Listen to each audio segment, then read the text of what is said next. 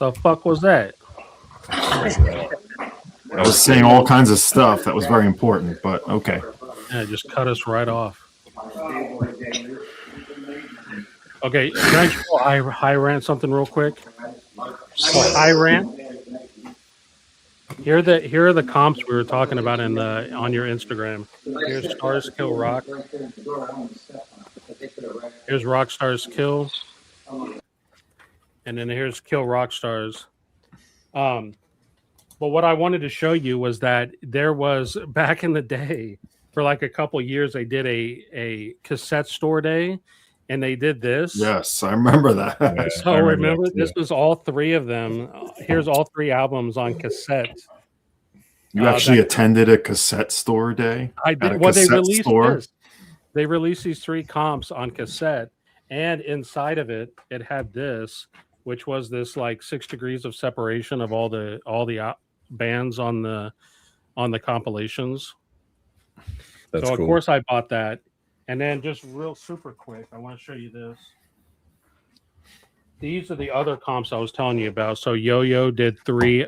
So Yo-Yo did 3 as well. Julep, they did Mint, and I forget what the other one was called. Julep's the best one though to get if you can find it. And then of course Yo-Yo always released a like a comp from the Yo-Yo Go-Go was like a festival they did, and this was the comp from the festival. If you dig the Kill Rockstar stuff, you're gonna dig this. What's funny is Go ahead. Go ahead. No, I remember actual cassette stores when I was a kid. It was a store that just was wall-to-wall cassettes. Yeah, in Queens Village. Very cool. Just remembered. Yeah, I mean, they didn't have that. Tchotchke. This is just such a tchotchke they did for it. I've never actually put them on. It was numbered to 500. You can kind of see the number down there. Yeah, I remember seeing that. Yeah. Yeah. So I had to buy it just for the, anyway. Is that like a collector's item now? It is for me. I mean, this was a big thing for me. Like I was very much into Kill Rock Stars and Chainsaw and all those labels when I was a teenager. So the fact that they did this, I mean, there's probably only it's a good thing they only printed 500 because there's probably only 500 people in the world that give a shit about it, but it's still good. And he High Rant got the best comp out of him. I definitely think the Rockstar's Kill was the best one because it has Kathleen Hanna doing I Wish I Was Him. But overall, that whole comp is really good. Yeah. But the Kill Rockstars one has Nirvana doing Beeswax on it. Anyway, this is like a really good overview of the Kill Rockstars world. It's got like every big band, including Addicted. Their music's kind of hard to come by, especially on vinyl. Nice. Well, hey, to produce more cassettes, we need oil, right? So that's why this event as well, takeover is really helpful. Oh, dude, why you getting all started like that? Why do you have to bring that up? Why do you have to go there?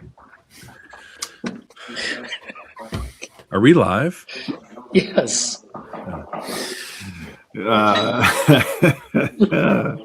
Well, yes. The International Underground. What is that? This is the compilation for the International Pop Underground Convention. Did you just get all this stuff, Joel? No, I've had this stuff in my collection for a while. Well, actually, I didn't have this. I actually bought this at Innoveneer, but I bought it a couple of years ago. Yeah, how many comps of those are there? How many comps of those? A lot. Oh, Halfcock. That's a classic. Louisville. Yeah. This is great. I got, this is one you'll definitely want. High Rant is the Free to Fight comp. Don't know that one. What's on that? Is this comp hour? Is this New Year's or 2026 is going to be the year of comps? Well, it's High Rant's fault because he posted it. I didn't think anyone would care about this stuff, but it had all the same bands like Heavens to Betsy, which was a precursor to Cedar Kinney, The Fifth Column, The Third Sex, Team Dresch, Lois, just all the K Records, Kill Rock Stars universe. And then, of course, this one's really good. Moving to the Villa Kula. This is all the bands. There was a label called Villa Kula, short-lived. And there's Cedar Kinney's on this. Kaya's on this. I don't think Tattletale's not on this comp, but Tattletale was on Villa Kula, which is how I knew about it. But anyway. Hey, let's wish Stevie here, happy birthday. Oh yeah, happy birthday. Happy birthday. I guess we can try. Jeez. Well, Jason, where are you in the world today? That's what I want to know. I'm at an Airbnb with my new friends. Are Say they gonna hello, be special Kyler. guests? Kyler, are you going to say hello? Can you hear him? Hello. Hello. They're saying hello Hello. back to you. How's he doing? How's this Call of Duty round going? They're asking how your Call of Duty round is going.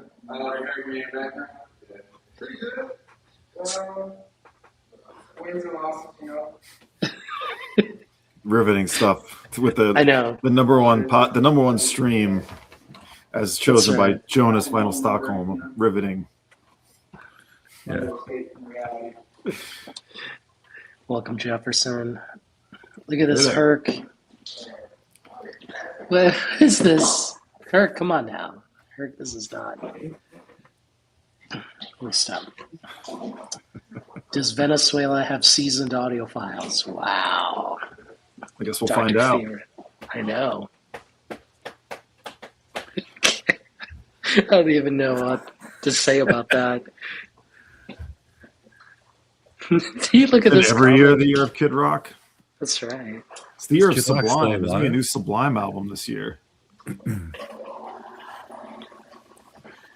Wow, look at the revenue.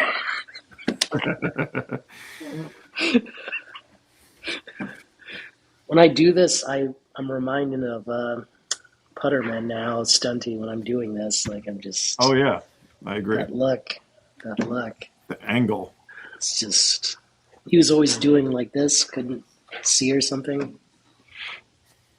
I feel like he might be watching sometimes. Good old Fred. Welcome, Eddie.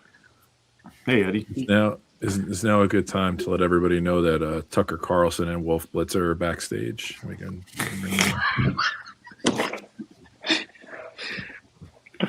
So when what Dom and Chris are saying is that when we get that oil, from Venezuela, they're going to be doing 240 gram vinyl, 240. Yeah, we're gonna be swimming in it. Yeah. Imagine the warps on those bad boys. And then Chad is going to go back to Stoughton, right? He's going to move off the mat. Going to go back to Stoughton tip on, right? Because things are going well again. Joel's just showing comps here. So Chris, do you what do you do in the start of a new year? Do you like to do this whole kind of resolution thing in general? Like in my personal life, no. No, you I don't ever believe change. I don't ever change. That's But- right.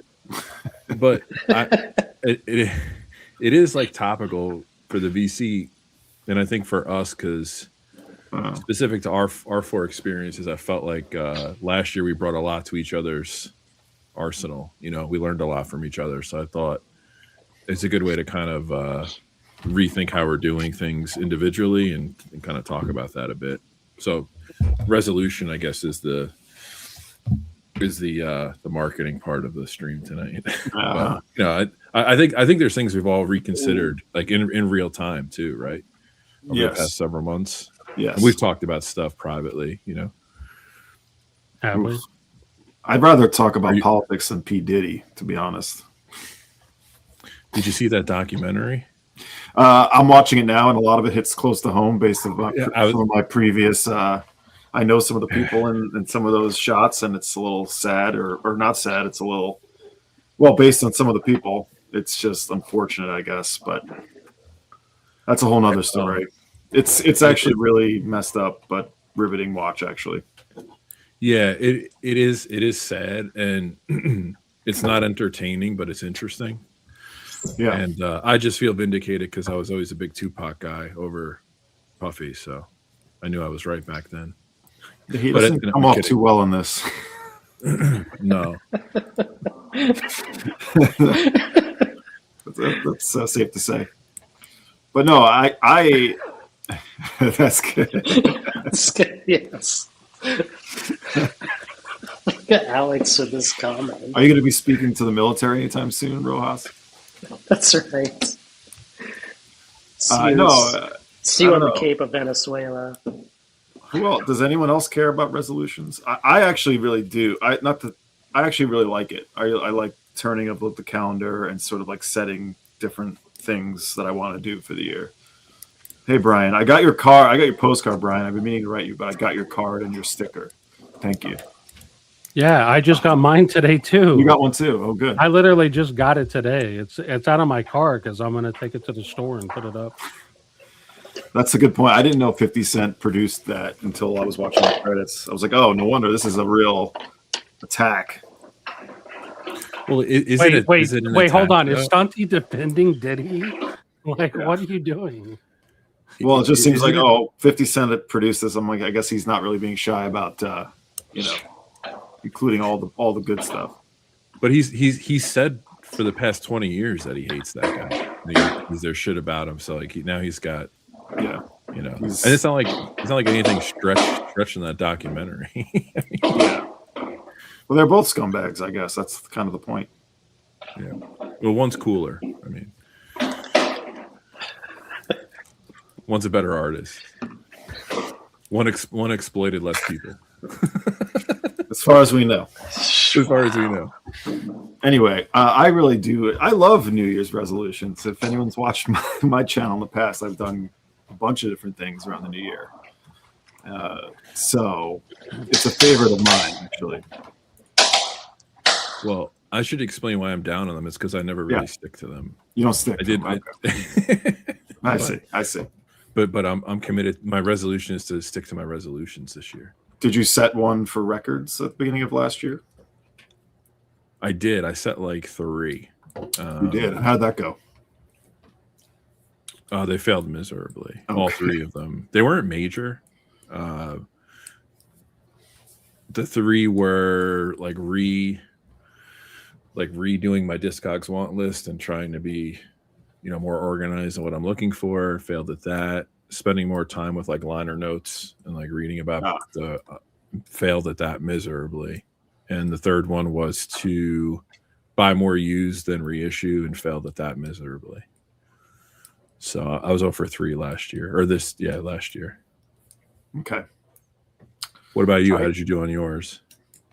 Well, this year I did great, actually. One was to stick to buying specifically, I ended up buying about the same. I intended to keep it down a little bit, but I ended up really focusing on specific records I wanted, and less reissues, which was not too hard for me to sort of do.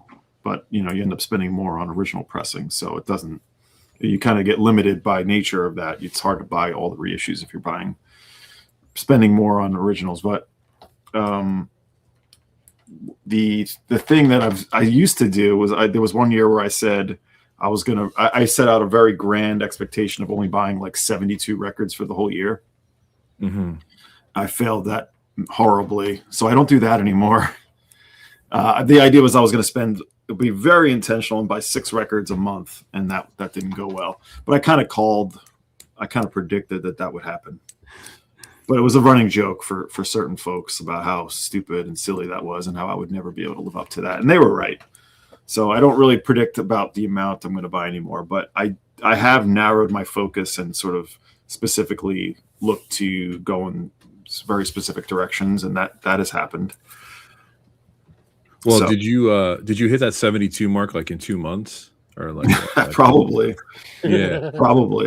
I'll say this: like at the beginning of last year, I was going pretty hot and heavy, and so far this year, I haven't done anything. So I don't know. It's all ebbs and flows. Depends on what's out there and whatnot. Someone put Record Talks comment on. Can any of you guys have permissions to do? No, I don't. I'm dying.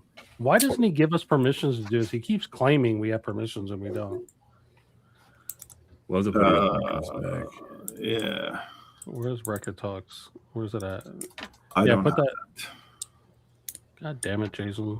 Okay, sorry, I didn't mean to interrupt. It's a really funny comment though. No, it's all right. So go ahead, Tom.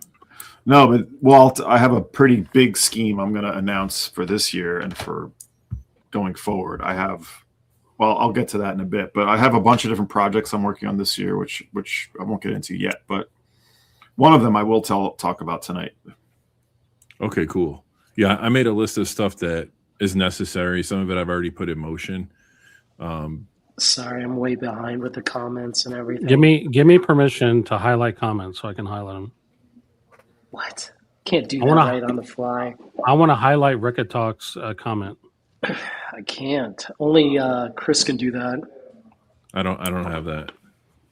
Can you do that or No? Can you highlight Ricket Talk's comment? I cannot. I don't No, have Jason. If Jason doesn't have permission to do it, who's been doing it this whole time? There you go. this one? Yeah. It's too late now. We had to beg for it. It's not funny What? anymore. Whoa! Give Record Talk his due here. Let me let everybody know here. Like I'm at an Airbnb. Okay, you know, I'm using my iPad. Can you put records in the windows like you do on your Virtual records, yes. Okay. Been trying to hold off on buying any records because Joel helped me move records, and so did our buddies Jeremy and Greg. Joel? So let me ask you about Jason's move. Was he all ready to go? Was everything ready? Hell no. Okay, let me tell you guys a little bit about something about. Let me go ahead and put Jason on blast. Can you highlight Rev's comment first? This is breaking Let's news. do this. Go. Okay, so Jason here lives on the third floor of an apartment, or he did live on the third floor of an apartment complex with no freight elevator. The man had a shit ton of records. He had equipment. He had like little knickknacks, like little accessories for that are related to the record listening hobby. He had nothing prepared. So he calls me up and he says, "Hey, Joel, can you help me move some records?" So I'm thinking everything else is done and he just wants to move his records. So I show up. He's got all of his records. I thought all of his records down in the garage. So we move everything out, all the records out of the garage, and then after that, he's like, "Oh, you want to come up to my to the place and just hang out or whatever?" So I said, "Sure." So what do I see when I go in there? More records. He had 45s on his countertop. He had records like sprayed out all over Anything in the fridge counter. I don't know if there's anything in the fridge, but of course, all of his records, kitchen was just covered. All of his countertops in the kitchen were covered with records and stuff. So it's like he couldn't cook anything. I'm like, how do you eat? You know what I mean? How do you prepare a meal? You know, he couldn't. So of course nothing. And I go in his apartment. And he's thinking, "Oh, I just have a few more things to pack up, and I'll finish it tomorrow." 3 nights later. 3 full nights of moving stuff later, we finally get everything out. But he was not prepared. He sucks at moving. You would think a man that's pizza and beer definitely is mandatory.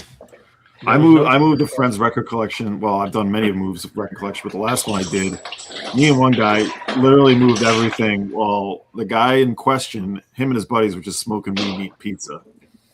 So it can't be worse than what I went through. Okay, Joel. Nah.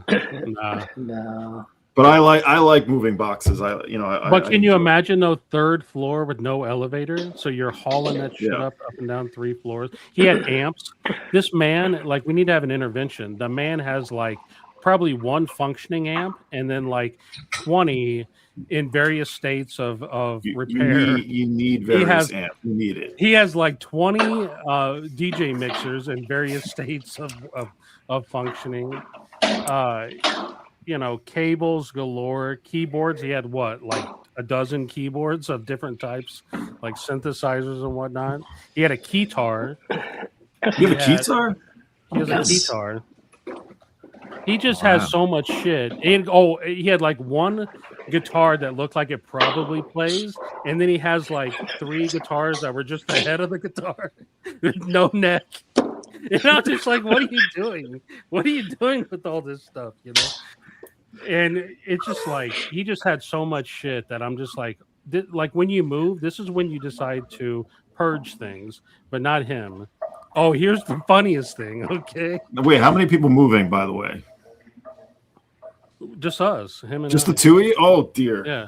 Well, don't get me wrong. Our buddies Jeremy and Greg helped on the first day before I started helping.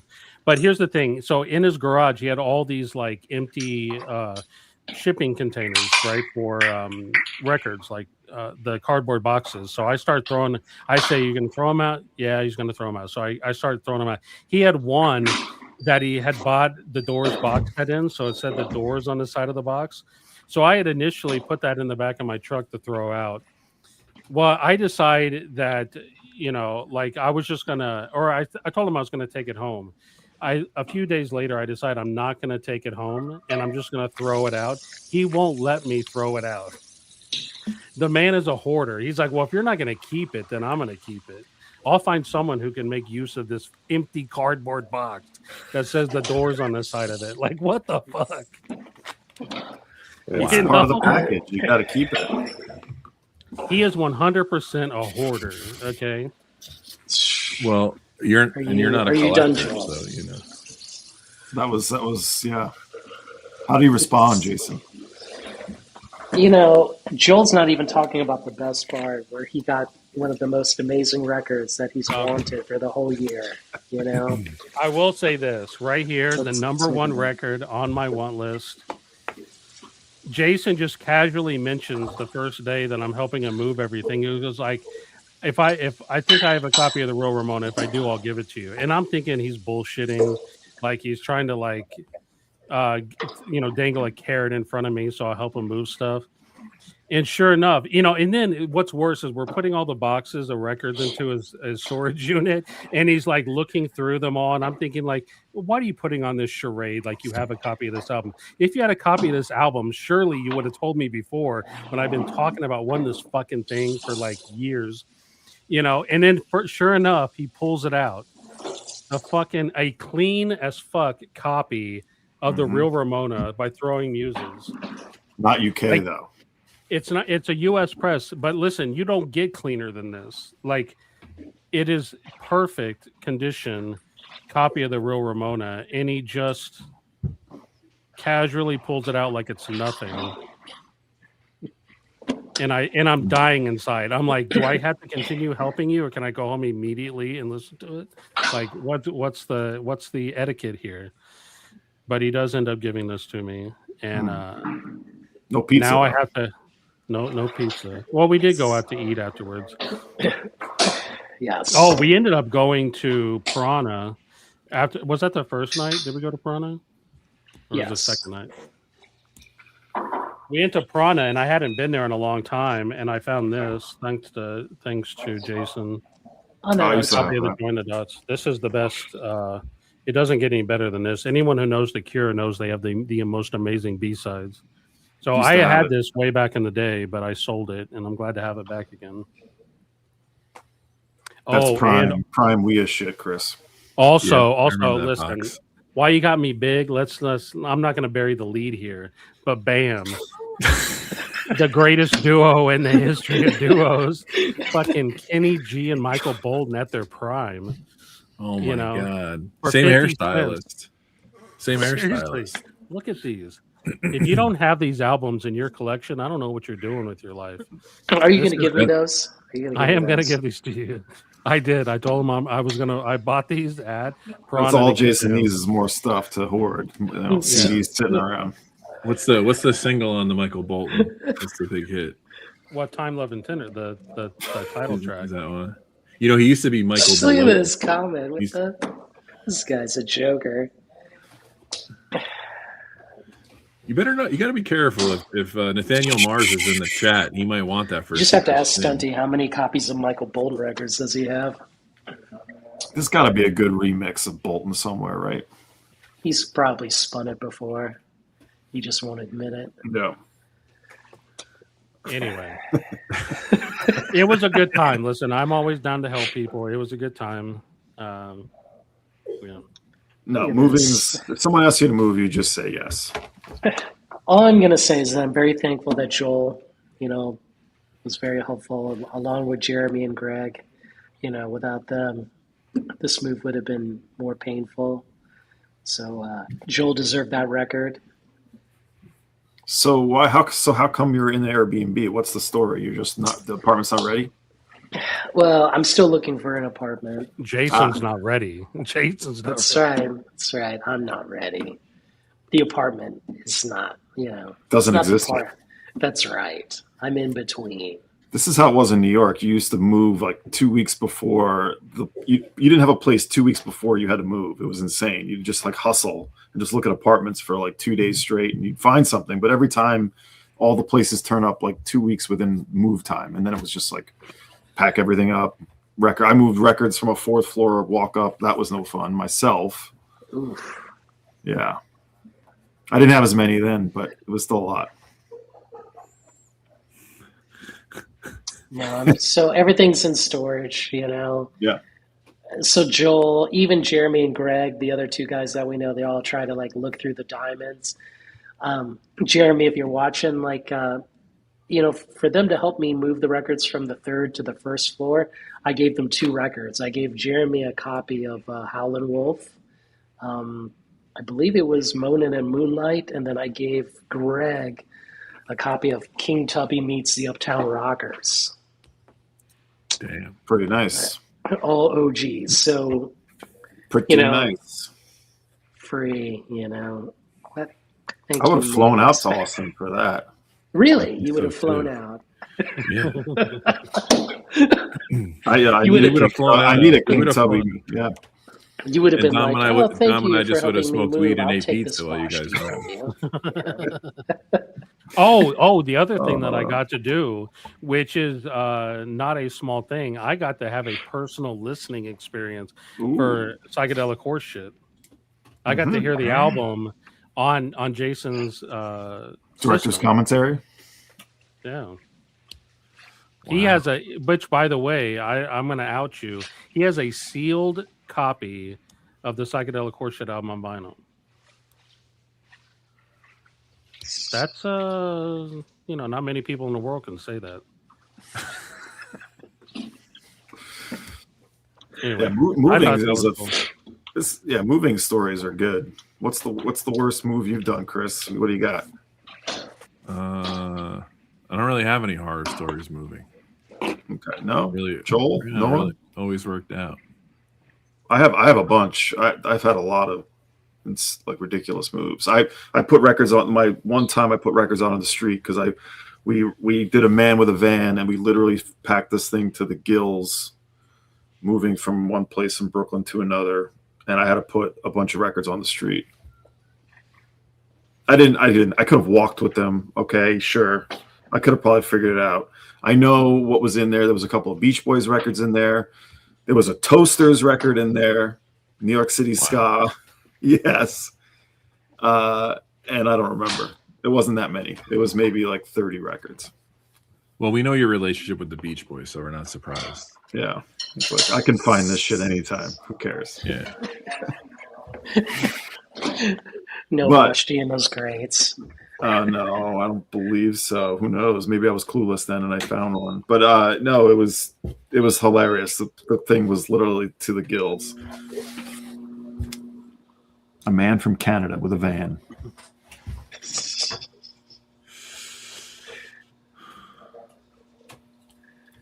I did look through Jason's 45s, just the stray ones that he had still on his kitchen counter, and he had some good ones in there. He had a copy of Any Bolton? No, Michael Bolton. He had a copy of Misery Soul Asylum. I love that song. My favorite Soul Asylum album. He had, what was that other one you had that I liked? You like the Aha. Oh, that's right. He had Manhattan Skyline, the Aha 7-inch. That's Scoundrel Days is by far the best Aha album, and he had the Manhattan Skyline. Oh, the picture disc. He had the picture sleeve, which that's hard to it's hard to find, right? It's kind of not something you see in stores every day. Are you going to help Jason move his stuff from storage to whenever he finds a place? Listen, I told him I wanted to take a picture of his storage units after we got done, just to like share them. That's going to be hard to move that stuff back because it is such a like it started out nice and organized, and then we just started like sitting shit on top of other stuff, and it's just like packed to the top. Well, the worst part is moving out, though. Moving in's always way easier. Oh, here's another thing. On his first unit, he bought this tiny little unit. It's probably like 10 foot by 10 foot, thinking he was going to fit everything in there, and he had a gigantic not a Stairmaster. What's that thing? Elliptical machine. You moved an elliptical? Oh my god! And he thought that little 10 by 10 space with an elliptical was going to fit all of his stuff. I was like, "What are you thinking, dude? Get rid of this elliptical." You know, you didn't know he had that, so you show up and like nothing's ready. An elliptical. You got half broken guitars, instruments all over the place. Oh man, that's rough. Dude, Stunty, here's my number one resolution for 2026 is to convince everybody to ignore Stunty because listen, Soul Asylum is fucking amazing. Okay, the fact that you don't like them says everything you need to know. What's your problem with them? What is it? Yeah, well, I don't understand. What did they ever do? He's over there talking shit about Soul Asylum, and he talks shit about Pearl Jam. Pearl Jam, I can understand, okay, but Soul Asylum, what did they ever do? What's wrong with Dave Pirner? Come on. Yeah. Jason did get a 45 of Take a Bow. He put it back initially, and I picked it up. Or no, that was Rain. It was either Take a Bow or Rain. He put it down, and then I picked it up, and he ended up buying it. Yeah. At the place I was talking about, where me and my one friend did all the moving, I showed up, and my friend has a turtle. Or sorry, not a turtle, a tortoise. If you know anything about tortoises, they live longer than we do. And this tortoise and his cage and all the heat lamps, that shit was still packed up, or that shit was not packed up. It was all out. He was like playing with the tortoise. He's like feeding the tortoise lettuce. And we're like, where are we? I mean, we're moving today, right? Did we get the wrong date? He's like, oh, yeah. I just got to put a few more things together. I'm like, start with the tortoise. Maybe get the tortoise ready to go. He's like, well, the tortoise, like he'll be last. I'm like, yeah, I see a lot of the things that are going to have to be last because nothing's ready. That shit was... I moved a piano, of course. He had a piano. Damn. The piano. And a lot of records, okay? Piano. A lot of records. A fucking piano, which is... If anyone's moved a piano, that's not fun. I've moved a piano about 25 feet. I couldn't imagine actually moving it. Oh, and I want to say the piano was not on the first floor. This is the second floor. You get a piano down the stairs and then up half. Wait, stairs. this wasn't a grand, right? This was one of those upright ones. Spin it, upright, yeah. Oh yeah. We had one of those, and when I was a kid, because I took piano lessons, and my parents didn't want to move it so much that they just left it when we moved. They told the next owners, "You guys want a piano?" Never buy a piano. Never buy one because people are constantly giving rid of them. You can go anyone. You can put a note out there in your local community, and someone has a piano. They just like, come get the piano. It's yours. Yeah. I agree with that. Yeah. Is it really interesting? No, this is not true. Stop. It's not true. Anyway, it was a good time. He would not lie about that. Would he say that? It's too weird to be not true. Should we do the topic? Yeah, let's try to do anything to get Stunty to stop typing in chat. Well, Dom's big on New Year's resolution. So if anybody needs a free elliptical, yeah, come to Austin. What record will you give us if we take it? I have an idea of what I'd like. I can hear Dom, I can hear Joel, but I cannot hear you, Groove Seeker. At all. Can you? No. Can you guys hear me? So maybe I can need to hear come. Oh, you can. I can hear him. Yeah. Let me jump back and then jump back on. Strange things afoot at the Airbnb. Hey, so Steve, while he's fixing his thing, so Stevie, I tried to explain to Jason what you did with your rating, but I don't think I explained it very well. But I did. He found that Mazzy did like a best of 2025 list, and he put Wet Leg as number one, and we were getting a good laugh out of that. You didn't like the wet leg. Well, just imagining Mazzy listening to Wet Leg is just somehow it's just funny.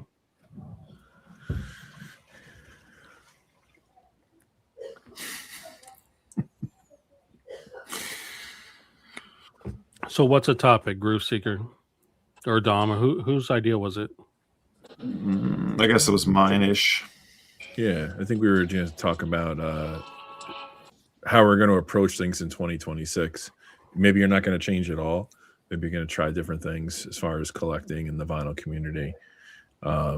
We've determined that Dom's big on resolutions. I'm not because I fail at them, but I'm still committed to a couple of changes. So what's your take? You a resolution guy? Well, so it always comes down to the fact that I file everything that's like sitting out. So like, you know, I'm sure you can all relate. There's records on the floor, records in boxes, nothing too bad, but I had a few hundred records to file yesterday and I've documented all of this. So I'm going to do a whole thing, but it always comes down to that. And, you know, so I had to make room. And so I pulled out maybe 120 records to sell, which I always do at the end of the year too. But that usually sort of gets me to pull out things or give me ideas about what I want to do for the coming year. And so I've been doing this for like 4 years now. I like to put out like a list of key records I want to find. It's not by any stretch all of them. It's kind of the ones that I'm a little more focused on. And then there's others that I don't disclose just because either people all know them or I just want to not disclose them for whatever reason. But there's the 26 I've put together that I will, and it's actually helped out. Some people have been able to help me get them. Shout out to like Jonas has helped me, Stunty's helped me before, and a few others. But so I do like sharing those. I know some might think that by sharing them, I'm giving away secrets, but I'm not too worried about that. So I do like to do that. I do like to pull out a bunch of records to sell. Of course, that's always part of it. And then this year I have a whole new scheme, which, you know, I've made jokes about how I have things here I'll probably never listen to again, like in my lifetime. And so I'm going to start a 5-year project, which is going to be to listen to every single record. Geez. And make notes on each one and decide if I'm selling. Go ahead, laugh. Laugh. You ambitious much? 5 years. 5 years. I've seen your record collection. Like, look at that. 5. Okay. You don't think I can do it in 5? I think you can. You got the turntable at work. Yeah. 5 records a day, you said. 5 records a day? No, 5 years. 5 years to listen through your whole collection. Everything. And make notes. Yeah, and then quick notes. I've already done 7 today. Wow. But I'm going to start with my psychedelic records because I want to thin those down. There's a bunch in here that I think needs to probably get shrunk. So I'm going to start with that. And I'm going to pick certain genres or that I feel like, of course, that doesn't mean I'm not going to acquire new things. And, you know, there'll be changes, of course. But from what's here, I exported my Discogs collection and I customized the spreadsheet. So now I have notes there. I have a yes or no for keeping or not keeping. And that's going to help me to not only hear everything and discover things that I didn't realize I liked so much and vice versa, but also help me to sell things. And because I'm at my max, like I can't really add anything. My house is full. It's a full household. Like I'm hovering around 5,400 records. That's kind of going to be where it is. I'm going to go up and down. Can I ask a question about this? Yes. How am I going to fail? No. So ear fatigue is a thing, right? And over time, you're just going to keep listening to records and records and records. You're going to get a little fatigued, like at some point in there. What if you say, because of just the mindset that you're in, that you don't want to keep something, and you realize later, like a year later, 2 years later, it's a mistake because too bad. Fatigue. Too bad. You can get it back. And I also think records can be ephemeral. Like it doesn't have to. If it leaves, it's not the end of the world, you know, to me. I can get it again if I need to. Okay. 5 years is actually a pretty good timeline, right? Let's just assume you did every day, which is going to be tough. But if you only have to do 3 records a day every day over 5 years. Is that the math? Yeah, I think so, right? 365 times 3 is what? 1080 roughly. Yeah. 1080 times 5. You're just over the 5,400. But that doesn't count double discs and box sets. No, my collection's already organized as stupidly as possible, but that does not count 45s. Well, it probably should. Actually, no, it will. I think it will eventually. That'll count too, and box sets, because those are part of the collection. So Okay. Okay, so let's look at this. So you say you have 5,400 records. That's probably conservative. And there's that's accurate.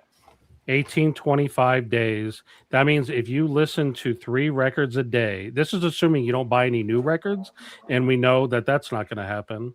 That's 3 records a day every day for 5 years. That's easy. But there's also you have to count in the new ones that he buys. Yeah, but those I'm listening to in theory as I get them. Joel, you probably listen to 7 albums a day. Maybe not spin 7 albums, but you probably stream 7 albums. But not different albums, right? A lot of times I'm listening to the same album over and over again. Well, so Dom, no repeats, right? You just move on. Like you want to hear it, you don't. Yeah, you don't go for it. Like my friend asked today, he's like, "Does that mean you're going to listen to the whole thing?" And I say, I got to give it at least a side. And I know you might say, "Oh, the second side might have something you're going to miss or whatever." It is what it is. I mean, a lot of them I'll have an idea of what it is. It's not. I've listened to everything here. I don't have anything I haven't listened to, so I shouldn't be completely, blindsided. But can I add a caveat to your project? Just a suggestion. Please do. I think you should, for the albums you're going to dump, you should at least make a digital playlist of songs you love from the album. That's adding a big. Yeah, I suppose I could, but just open up Spotify and be like, "Oh, I'm getting rid of the sound, but I love this track." Or you can put it in your notes, but you just quick drag and drop. Oh, I guess I'm not on it. I'm not on it. No, he's saying that because he purposely didn't put me in it. I do have to make a will, actually, but no,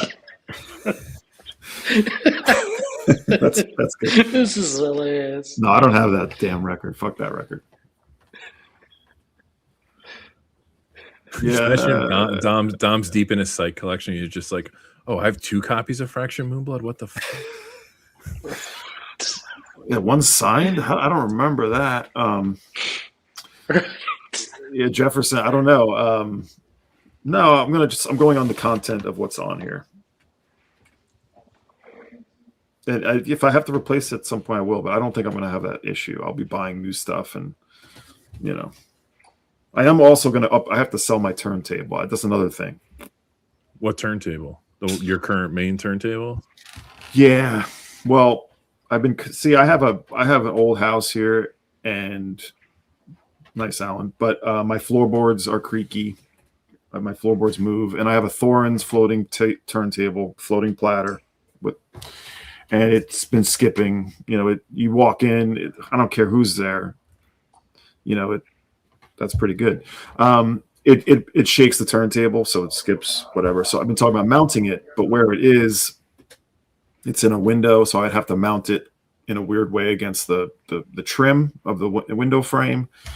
And I was talking to my wife, and she's like, "Why don't you just really you're gonna put mounting screws into that nice old wood? Like, why don't you just get a different turntable that doesn't do that?" I'm like, "That's fair. Good reason for me to upgrade, right?" Did you try Did you try an ISO platform first? I've tried all of that. Yeah. Really? Damn. Yeah. What Tom's saying. If you have bouncy floors, the whole thing's going to bounce. And I've been doing a lot of reading up on it. And if you mount it to the wall, it's even with the foundation, it's not guaranteed. It depends. It really depends on your house. So, so I got to find something probably direct drive rather than automatic, I guess. And not a floating platter. I love the Thorens, but so I got to look to do that. If anyone has any recommendations, man. Yeah, there's a DAC. There's a DAC with your name on it. That's the new resolution. Yeah, you could do a few things, but I wouldn't mount it to a wall. That gives me the creeps. I was looking into it. I was going to use like a cutting board because it needs to be kind of wide because the window is wide, but it only needs to come up 2 inches. But anyway, I just started realizing it's going to be more of a headache. Why don't I just upgrade the thing? And yeah, the ARs, like the acoustic research or audio research, or acoustic, whatever it is, have the same. So all of them have floating tables. What did you do to isolate it? Did you get like an actual ISO platform? Like, how'd you try to isolate it on the with risers, 4 risers. I tried just different kinds of padding. Some people talked about like using bicycle tubes. Yeah. I know a lot of people think it's snake oil, but you should look at the ISO acoustics. I got a pretty bouncy floorboards though. I would still try it. Get it off Amazon and return it if it doesn't work. Just so you know, Johnny Fiva, he specializes in this. He can help you out. Oh yeah. Okay. That's what he does for a living. All right. I will. Maybe I'll shoot you a message there, Johnny. That's impossible. It's not to be done in no time. That's right. So what brands are you what models or brands are you looking at? Well, I just this is just today, so I haven't really. I was looking at different Thorins that I think most of them are floating. Like I love the TD 124. It's a beautiful turntable, but those also have the same setup. Yeah. So I don't know yet. I mean, I don't have any 1200s. I have the Audio Technica version, so I have that. I can just use that. And I have 2 DJ turntables, so I can use those at any time. But I do DJing every now and then out. So yeah. And have you tried the LP 120 there to make sure it doesn't skip? Like, yeah, that doesn't. That doesn't. Yeah, that thing's a tank. Yeah. Oh man, that's upsetting. It's been an issue for 3 years since I've had it, but I've just been ignoring it. But I feel like resolution time. I'm going to change this now. But does that Thorins have a removable head shell or no? Mm-hmm. Yeah, you might have a buyer for that turntable. It's a beauty. Yeah, and I've seen it. Not in person. I've seen it, but I've seen you post pictures of it. It's the TD 160. Yeah. Anyway, that's my big project for the year. One of my projects for the year. For the 5 years. Yeah, I'm in a similar camp as you for equipment. I've been talking about this for a while, and I just got really lazy around the holidays and stuff. But I want a second turntable, really dedicated to mono. And then my wife surprised me like 3 or 4 months ago. She's like, "We should really put a turntable upstairs." And I was like, "Wait a second." So, I'm like, "Wait, are you sure? Endorsing more gear?" Yeah, so my thought was, well, this is good timing because I can take my LP 120, pop that upstairs, and get a second table downstairs. So I was supposed to purge a bunch of records like 2 months ago and start doing that. And you can see a yellow Post-it. That yellow Post-it's been on my shelf for like 6 weeks. That's where I stopped going through bins. Okay. So I have to move that yellow Post-it. That's one of my New Year's resolutions. Move that yellow Post-it to the B section, A section soon. I gotta and just purge a bunch of stuff. So ISO acoustics, audio Nirvana. Mm-hmm. Yeah, I think I have an ISO acoustics. Let me double check. Actually, Like Jefferson is saying, it's really bad. I mean, my daughter, who's not very heavy at all, walks through and she's skipping the record. I mean, forget if I have people over. It's ridiculous. And then, of course, someone's like, isn't this supposed to be a better listening experience? Your record's jumping all over the place. These kinds of jackasses. Yeah, I have the ISO. That's part of the charm, the pops and clicks, too. Yeah. I have the ISO acoustic Zanzen, and like, I think it's great. Like, when I first got it, I really jumped in front of my turntable, like, to test it before I kept it. Do you have a floating platter like that? No, it's not a floating platter, but my Riga is pretty sensitive. Okay. I mean, it's stable. It's like it's engineered really well, but like sometimes I can hear vibrations on the LP 120 if I walk by or stuff like that, or if I hit the shelf or something. But it's pretty solid. So that's why I was like, I mean, it's a really inexpensive investment. If it works for you, then you keep your turntable. If it doesn't, you just return it back to the store. I'll check it out. yeah, if Dr. Johnny Fever's endorsing it, it's got to be. I mean, I had to tiptoe up to the thing, and it still jumps the end and just starts playing on the label like every time. Oh, that's so fucked up. Yeah, it sucks. I should have done something about it sooner, but so Dom's resolution really is move to a bigger house. Is that what you're saying? we also had this discussion today. Like, this is where we're no. We're talking about doing renovation on my home this year. There's a lot going on this year, and my barn. So there's a bunch of stuff that we're talking about. But no, we're not going anywhere just yet. I'm with Dr. Johnny Fever. I'd rather see you try to keep the thorns than. Well, me too. I'm even like I don't know how Johnny Fever feels about this, but even like I heard butcher block cutting boards are really good too. And you could even do that and then the ISO on top of it. You know, you add like 5 or 6 inches on the table. I think that'll do it. You think so? Okay. I mean, everything's fucking shaking. It's a mess. Oh yeah. Oh God, you want me to go into my basement, Eddie? That basement's not pretty. This house is from 1905. It's not pretty down there. All right, everyone's saying good stuff. Thank you, Jefferson. I'll look into that. Everyone's very helpful here.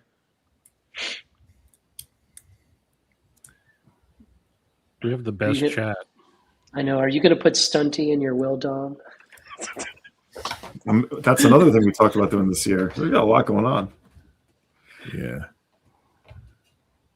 I mean, I have to probably leave my records to my wife, I think. I don't think my wife wants them. Yeah. That's a good question, too. I believe they are.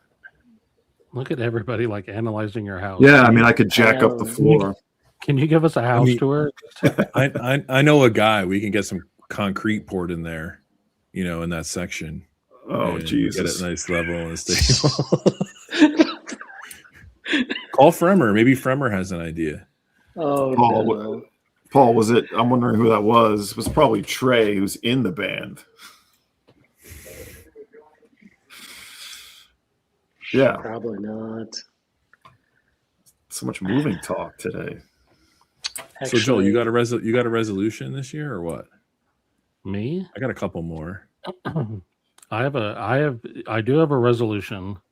It's not really a resolution. It's just something that I'm going to do this year. I'm recataloging my collection because it's gotten completely out of whack, and I keep buying doubles and stuff like that, and I got to cut that out.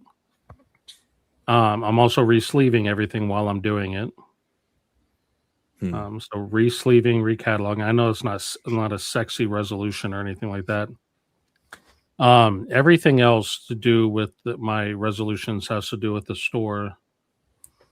So not necessarily with my record collection. Okay. Do you want to share or no? Well, I'm continuing to build the shop up. I'll probably, if I don't quit, I'll probably hire my first employee in 2026. Jason Rojas? He already has a job. I know, but after that, we all need 2 or 3 jobs these days. Yeah. So just continue to build it up. I mean, it's going crazy. I've done 1,500 orders this year, which is a lot considering, you know. You did 1,500 orders last year? In 2025, yeah. Okay. You opened what, July? Yeah. Well, That's I count from before that as well when it was just online. So I'm counting the whole thing. That's more orders than Dom can listen to records in a year. So you're on good pace. That's right. Yeah. So just continue to do what I'm doing, and if they ask, I'm in. If Dave calls me up, I'm in. You're going to cover misery, right? You'll cover misery. I don't understand. Like, listen. Maybe. That's not when my people, not my when people in the chat decide to hone in on like one thing somebody says and like run it into the ground, there's nothing cool about that. Actually, Hey. Dom, I prefer you cover Runaway Train. That's my tune. Yeah. I could do. You know, when I could do when I it. went to see them, like I knew that they were like ending their set with Runaway Train. I was like, I can't. I'm not sticking around for that. No. You left That during song- Runaway Train? Yeah, I wasn't gonna listen to that, man. That's why you buy the ticket. I wanted to hear Misery live. It sounded great. I was like, Yeah. man, these guys. That song got played into the ground. Holy shit. Yeah. There's an offer. I need help doing all kinds of things.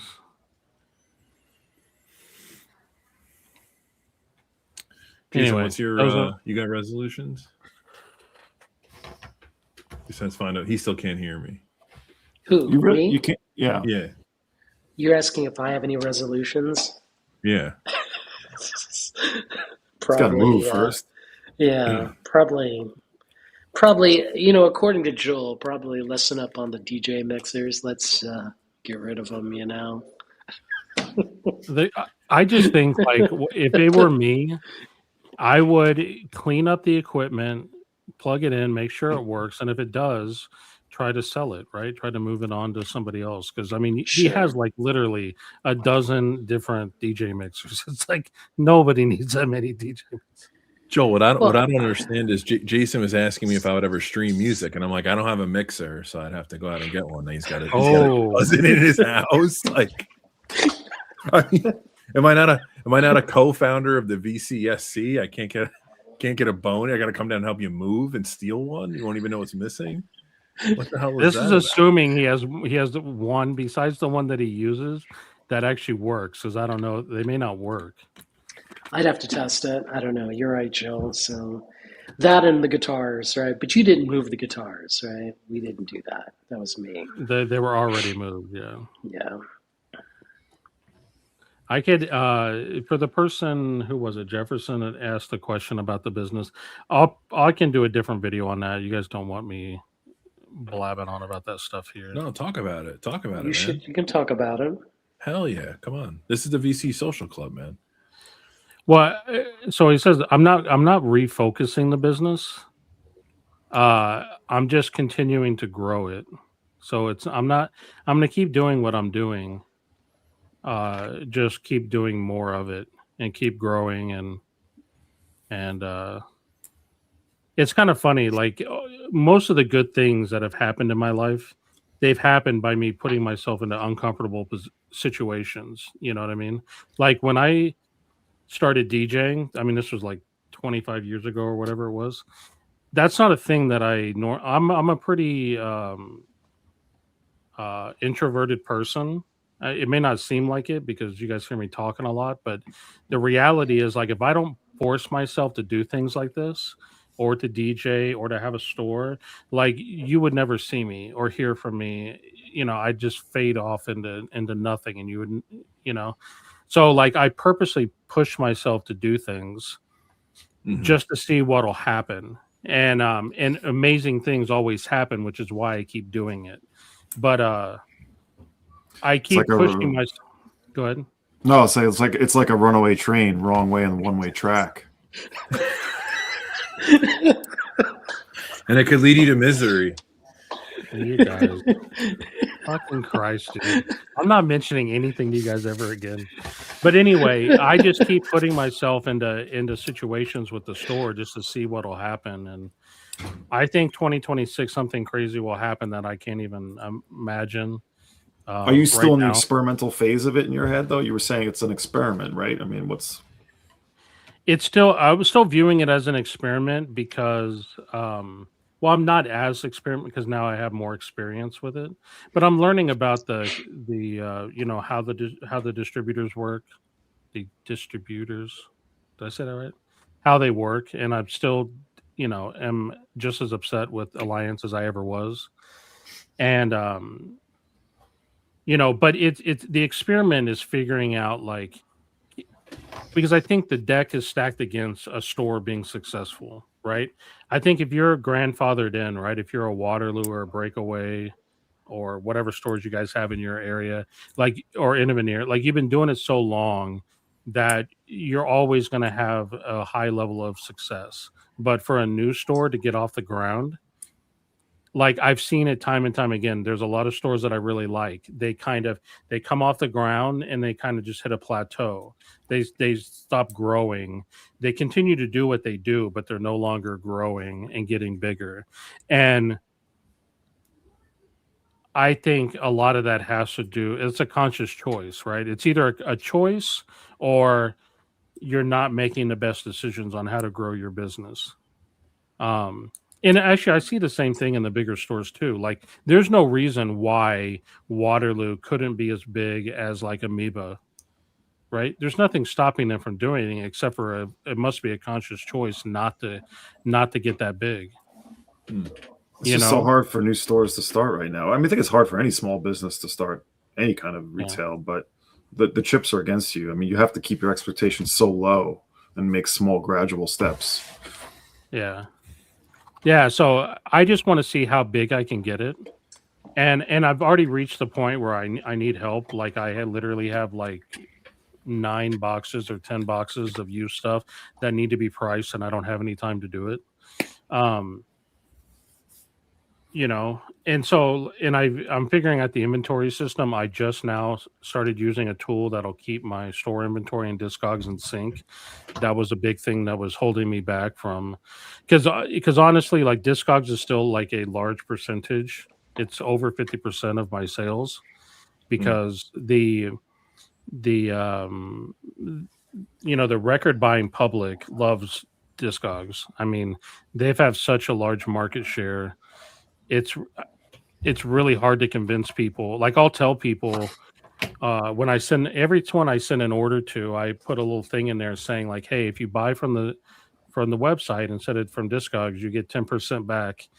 And you'll often get a better price anyway. On top of it, and people continue to buy from me multiple times on Discogs instead of going to the site. And it's like, what is it about Discogs that keeps people like?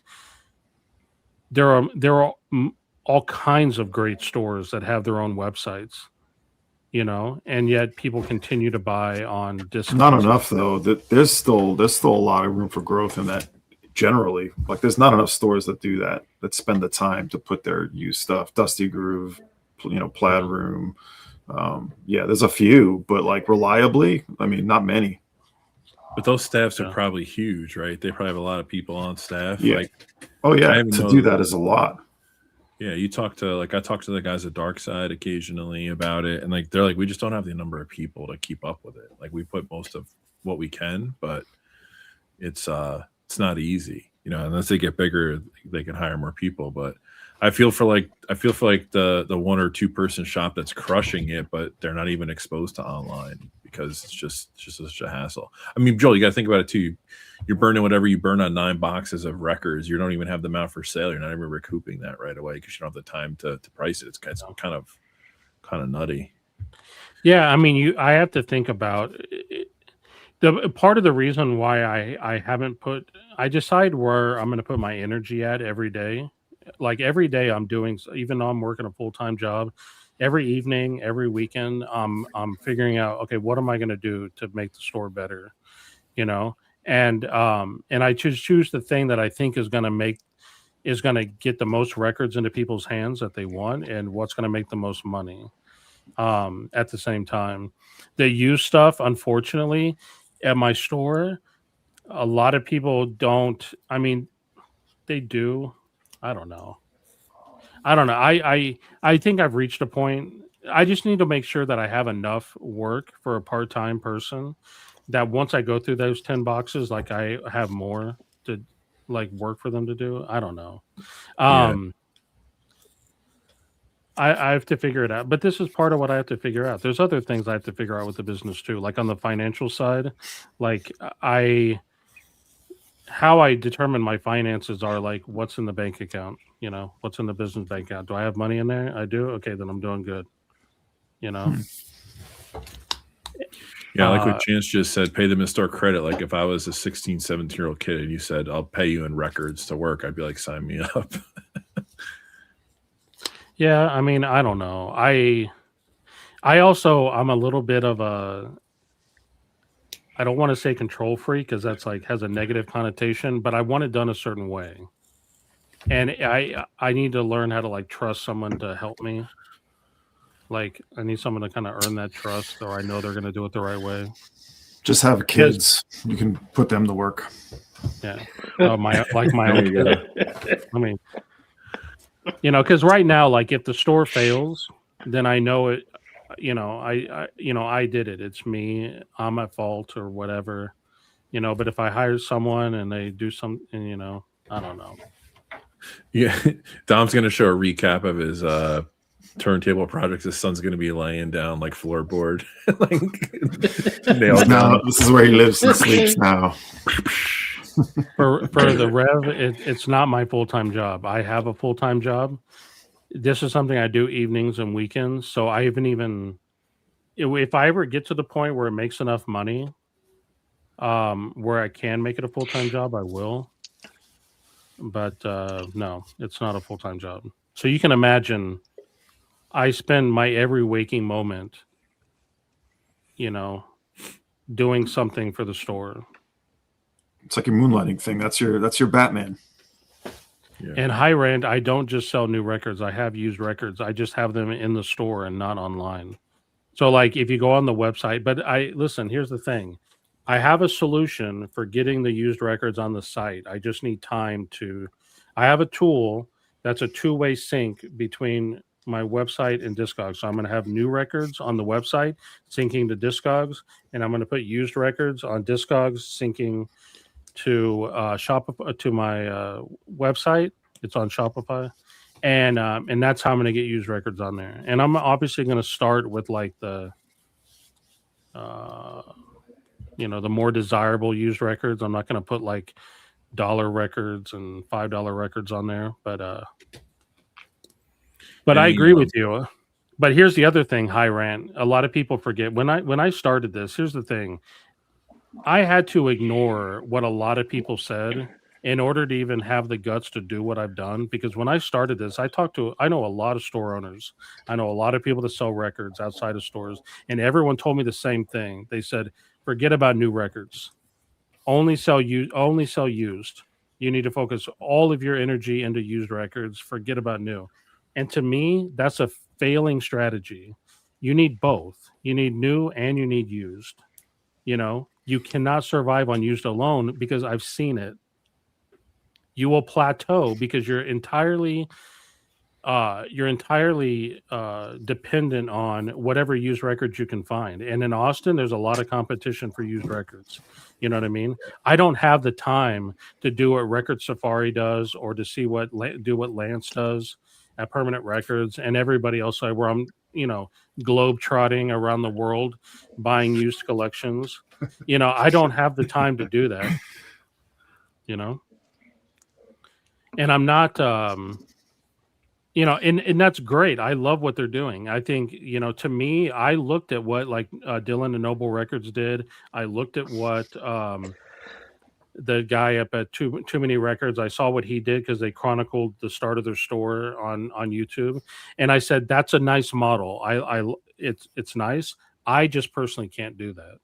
Like, I don't have time to it requires a full-time hustle. That's it. Yeah. I like that's the way I would do it, but it would have to be like a serious recontextualization of everything I'm doing is to focus on used records, but selling. But I like stores that do that and then have like a small curated, selection of new stuff that like makes sense for what they're trying to do or who they are. See, this statement right here, I'm not disagreeing with that. I agree with you. I agree that there's more profit to be made in used records. It's just that you can't only have used records, right? You need new records because if someone comes into your store and they want a copy of Nevermind and you just don't have a used copy, then what are you going to do? Oh, sorry, you can't have a copy of Nevermind. But Joel, knowing you, over the past year or so and getting to understand like your mentality, I'm also imagining if that kid comes in for Nevermind, you're also going to upsell them something else. You're going to say, not upsell them, like you're going to say like, oh, if you like this band, try this band. And like, you need to have that inventory in your store to make that happen. You can't suggest that band to them and then they just go home and stream it because it's not available to them. Yeah. Right. So yeah, I think it's if you do it right, having new dead stock is helpful, but I think the anchor in the store outside of the culture is the constant turnover of used. I think that with someone with no small retail experience in this market, I would assume that would, if I was walking into it, that would be my plan. And here's the thing, like everyone in chat, I get what you're all saying, but you guys have to understand, like, we're the 1%. I know that you guys aren't going to your local store to buy new stuff, right? Because you're just going to buy it online or you're not going to buy it at all. You guys are the 1%. The 99% of people, they come in the store, the ones that are buying rumors for $24.99 new over and over and over again. I know that's not you, but that's the majority of people that come in through the door. That's a good point. That's a good point. Yeah. So, sorry, Dom, I didn't mean to cut you off, man. No, that's right. I was gonna say, I always doubt this. Back around Halloween, there's a mall like 25 minutes from me. I'll pop in there with Aubrey or my wife or whatever. They're doing stuff, and I only go to 2 stores. I go to Newberry Comics and Barnes and Noble because they have records. They have new records. The Barnes and Noble section is kind of small. I've never been in that store and not seen 5 or 6 people under the age of 25 in that section. And the Newberry it's a circus in the record section, and it's all kids, and some of them are walking up to the register with records. But yeah, I agree with you on that, Joel. Like, we are part of that 1%, and quite frankly, like, I think what you're doing potentially serves a hybrid of clientele. Where like we're like, I'm not really going to Newberry unless there's some kind of massive sale to go browse. I'm gonna go to like a mom and pop shop, but those kids, this is all of their first experience. So if you can bring both of that clientele into your store successfully, then I think you have a better model. So I even though it's a risk a bit, I think it's a smart move to go with the new stuff as well. But I'm always shocked. Newberry is always slammed, and it's a big store. The whole record section, it's like every bin has like 3 or 4 rows. And you can't go more than 3 rows without bumping into somebody or a group of kids like looking at stuff and buying stuff. It's cool to see, but there's definitely a market that we're not aware of. Well, it's hard. It's hard to start a store. Like, it's admirable that you did it just to selling new stuff. That's a big overhead that you're taking on to start. Like, just buying premium product. As a store, if you're opening a store, the easiest way you can do it is just start selling your own collection. If you're up for it. A lot of us can just start a store that way, and you go from there and turn that into other collections. It is a lot more risky, like what you've done, Joel. So to get as far as you have is certainly notable. And I mean, I've seen it, like, as far as like the same stuff that sells every week, those same releases. I've seen it here. Same Alliance orders come in every week with the same shit, the same titles. Yeah. But having a really, robust used section of quality used stuff coming in is really important too, if you have the staff and you have the sort of people to take that on. Yeah, and the reality is, like, so I'm building the kind of business that I want, and the reality. So I live in Liberty Hill. It's a small town. It's a small suburb. It's like 3 suburbs. If you've never been to Texas, you don't really understand how it works. Like, Texas starts with a big city, right? You have Austin, and then you have like little suburbs going up and down the highways. So I'm like three small towns away from Austin in a small town, and I'm trying to build a store for the people in this small town, right? And there's people that aren't in this small town. They're not coming into my store looking for Vashtis and stuff like that. They're not looking for like the super rare used stuff, right? Like the used stuff that I sell, they're looking for like Led Zeppelin and whatever. You know what I mean? They're looking for common stuff that people like, right? And I don't sell anything. I sell records, I sell CDs, I sell books about music. Newbury Comics sell some Funkos. Holy shit, do they? Oh yeah. I don't have any tchotchkes or anything. I Joel, do have. Is there a local music scene that you can kind of hook up with to kind of be like the premier like distributor of those bands, like not distributor but retailer of those bands? Is there anything kind of club scene where you can get like indie artists involved? Not in Liberty Hill. There's no venues or anything like that.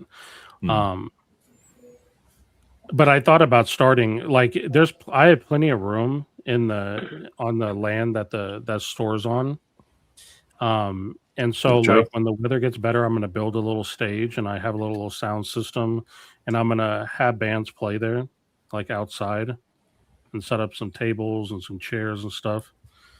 The store's not big enough for it to be a venue, but outside is. Yeah, but even that's great. It's an anchor. It's like the stores that I've been to locally or traveling or whatever that are kind of a step above mom and pop. They have a culture there. Like if you go into Dark Side, it's a hang. They have a bar, they have a venue inside of it. They just move. Like I'm thinking about places like that. Like they do something different that will bring you there to be present, and then you might buy a record. It's almost like you go there not always to buy a record, but you wind up walking out with one. So that's what they did. So where I used to live, which is just down 29 from where I live right now, it's a town called Georgetown, which Jason's never been to, and I told him I need to take him over there. So they have a square, right? It's a small town, and they have a square, like with the courthouse in the middle, and then a bunch of shops and stuff surrounding it. And there's some shops there, and that's kind of what they do, right? It's like there's like I met this small business owner that has a shop there. They sell plants and like plant-related stuff. And they have like a little courtyard, and they put on comedy shows, and they have there's like a food truck that's owned by a local fireman. And so they do like events in the middle. Sometimes they'll do like crafts. They'll have like craft shows where people can come with their kids or whatever on a date night and do like little crafty things. And so like they make a lot of money on stuff that's not selling the products in their store with like the events and stuff like that. I could do something like that. It's hard to arrange all that when it's not my full-time job. Yeah. You know what I mean? Like I have my full-time job I have to worry about, Yeah. That's why I try to like take it easy on myself. Like I get really stressed out, and I have to tell myself, Joel, like chill out. Everything will be fine.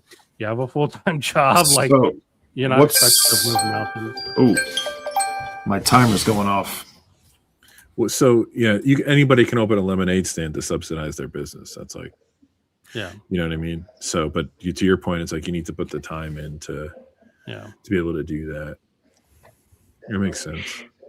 See, the thing is like where the part of what the experiment is can Liberty Hill sustain a record store, right? Like we know Austin can sustain multiple, right?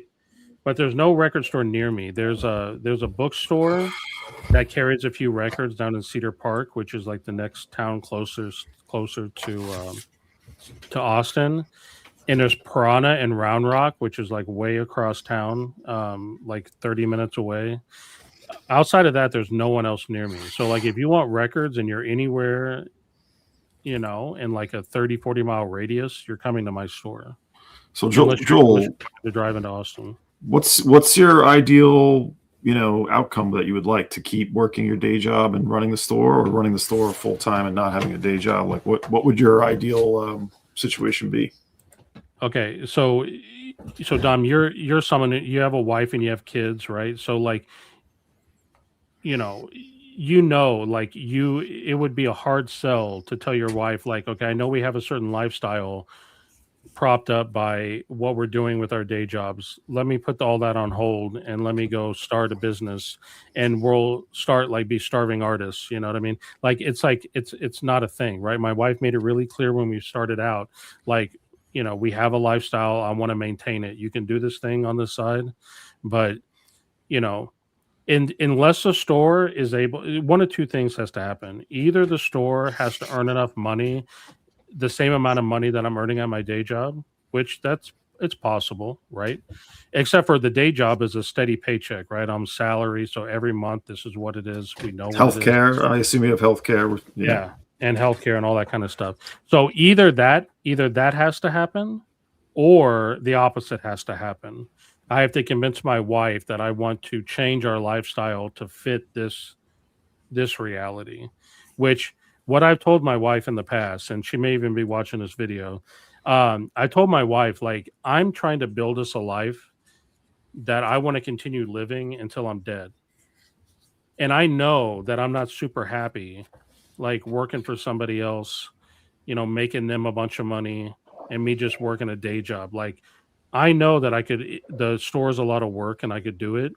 But I still need to earn enough money, because I also want to maintain a lifestyle, right? Like, I want to be able to go to shows and whatnot. You know what I mean? So the perfect situation. This is like become your like project, your fun time, like all of your extra time is going into this. So like, you're sacrificing a lot to put all of your recreational time into it too. So yeah. So like this is another reason why I keep putting myself in uncomfortable situations, like meeting other small business owners.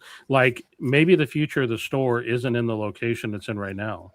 Like, maybe I meet someone later on who wants to open up a venue, and I open up a store on the side of the venue. Rob checking in here with the quality comment. What is this? Welcome, Rob Walker. And we were having this discussion today, like, well, you can't fit any more records. I guess we got to move. Change the house, change the wife, change the life. Well, no, I don't think changing the wife is a solution. Oh, dude, BK, dude, agriculture is amazing. So many people sleep on that album. It is a metal album, but that is one of the best albums of the year, in my opinion. I have to look at this comment one more time. Where is it? What comment? It's the Rob Walker. It's absurd. Rob Walker's, gem to comment ratio is through the roof. Like, when he swings, he doesn't miss. So Stevie, it is true. Like, if I could get some tents outside, and regularly book bands to play on that outside in that yard. The only problem is parking. Like, where's everyone going to park? They'd have to park next door and walk across. But anyway, I'll figure it out. I'll figure something out. I'm also just trying to make it be fun. I mean, it's a record store. I'm trying to not trying to be all. You're not even telling the best part of your record store. There's a frisbee golf outside. What? So one of my customers, who's a friend of mine, that's the attraction. Frisbee golf. He bought me a frisbee golf. He likes to play frisbee golf, and we were talking about it. So he bought me a frisbee golf goal, and he brought it to the shop. And so I told him, "Hey, I'll set it up." So I set it up. Initially, I had it in the front, but the problem is if people throw frisbees at it, I was too afraid it was going to go out into the street. So some I of those frisbees can be heavy too. Yeah, break your windows. So not only do I have a frisbee golf goal in the back, I have frisbees on premise. So if anyone wants to practice, initially I was going to do a gimmick, like if you score, like if you get it into the basket on the first throw, I give you like some % off your order. Don't do but that. No one took me up on it. So you're like that taco place that like said get a tattoo of a taco and eat tacos forever for free. Funny story about the Lager House. Go ahead, That's where I met Meg White at the Lager House in person. She's probably as short as Kenny G. Better looking Joel. No, I haven't. I guess I could do it once I have the system back up, but now I can't do it. So no more record shootouts until February, unfortunately. What the hell is this? Fair question. So here's a better question. I mean, I know a lot of people that have started record stores as like a partnership with multiple like friends or whatever, starting the record store. None of them stayed. It always comes down to one person ends up owning the whole thing because there's just not enough. I don't know the reasoning, but it is. Well, I mean, business partners in general, even one, you're splitting Yeah. everything. It's not. You got to be high volume or whatever you're doing. Tom is a frisbee golf expert. Don't let him near your store. He's gonna get all kinds of discounts. I like the idea of the bands because you can exploit people like Jason and Dom, for low. I already had an offer for a reggae band here in town who want to come play the store. And I told them it's a small store and I don't know how many people will come out. And they says, we don't care. We'll come out. What kind of reggae bands do you have locally? I have to ask. Jason may know them. I'll have to get their name. Hold on. Let me see if I can pull up their name real quick. It's a cool name too. Yeah, so like reggae, if you're a local reggae band here, I'm running far away. Like anyone who's been to Ithaca, yes. It's white dreadlock reggae. Yep. Yeah. Bad. They're like, oh, we're a reggae band. Like it's like a set full of Sublime and 311 covers. That'd be better than what this actually is. It's like the most watered down version of like Marley meets like, UB40. Like, I don't know. I've seen some of those reggae bands at that gazebo in the middle of your city. I know. Yeah. Oh, you have, huh? Oh, yeah. Well, shout out to Beer and Vinyl. He knew about the Chanticleer. I don't know if he's still here. That's a legendary bar here that's actually about to get a makeover and have bands again. So nice. So the better looking Joel, he mentioned, I don't know who's scrolling through the comments, but if you go back to Joel's comment, so we had a conversation, and I'm not going to out Joel's business or whatever, but we talked about the concept of running a shop. And he was giving me some numbers. I forget, you told me about some shop that you knew and you talked about like what the owner's sales were versus what their profit was. It was pretty eye-opening. But this is like, I like having these conversations with people just because it's always interesting. I would say more, but I realize I don't want to like out him. Yeah, I don't know. I'm trying not to rewrite history a bit here, but I feel like when you started this, you're like, I'm going to give it a swing, and then you were like, there are points you're like, I don't know if this is going to work. But now you seem pretty optimistic, so I would just stay on the track you're on, man. It's good. It goes in and out. Like whenever I figure out, like when I figured out how to keep the inventory in sync, that was a big deal to me because it's one of my pet peeves. Like people buying something from you and then you have to tell them, sorry, I don't have it because I already sold it. I hate that. And so like I was purposely misrepresenting my inventory online to avoid that. So like I'm missing out on sales. In fact, I'm putting things back in inventory now, and I'm finding things that were never in my inventory to begin with.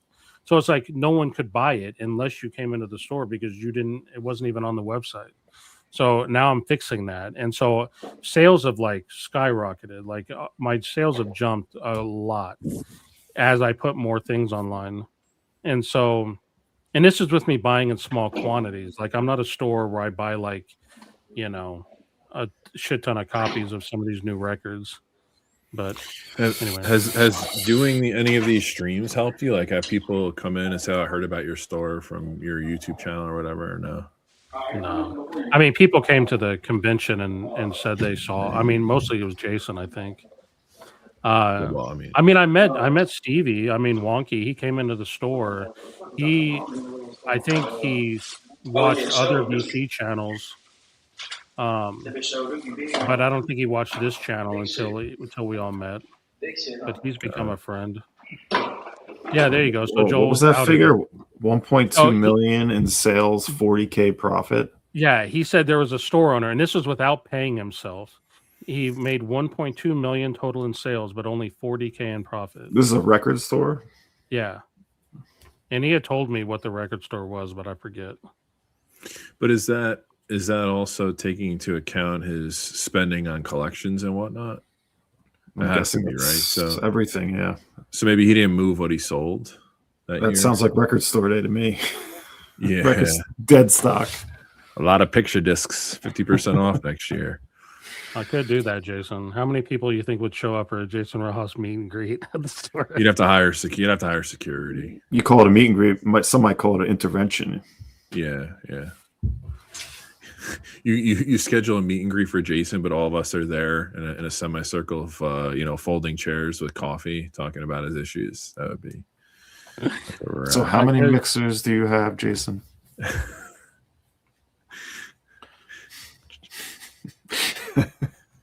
That's so stupid. I like it. Jason, please stop buying the Congo record over and over again. It's over. It's not going to happen. Yeah, I don't know. 800 in used. Wait, so he spent 800,000 on used, Joel? Oh, okay.